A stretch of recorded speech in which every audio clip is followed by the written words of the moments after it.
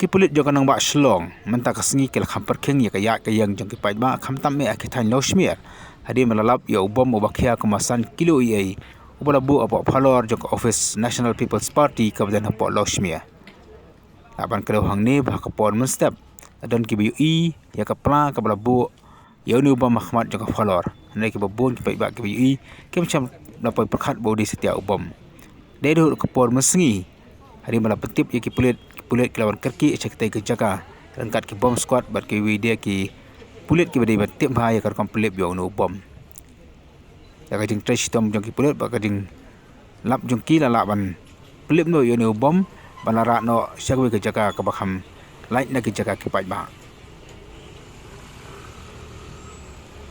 agak jong ki pulit ru adi mi ki lap bio ti bom ki ker kot no ke jaga bat kam simla sashu ki pai ba ban yai leng ba nang ban light na ki no ki jeng ma komputer banai dari jeng mensau.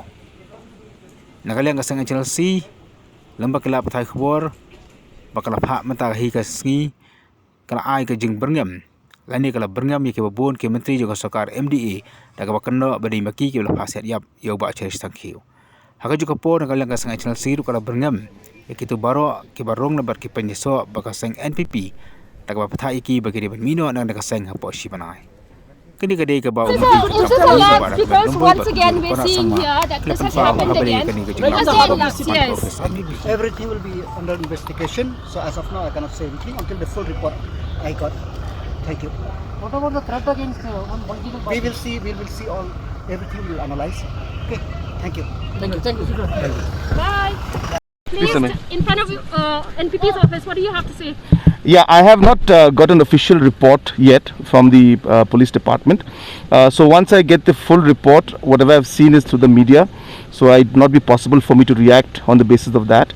So once I get a report from the officials, once the police gives me a full detailed inquiry into this entire incident, then I'll be able to make my comments to the press. So kindly wait till I get a report from the officials of the police department. But isn't this a lapse, because we're seeing that earlier there were threats already to politicians? That's why I said that without getting the report, it's difficult for me to give any comment. This is a law and order question you're asking me.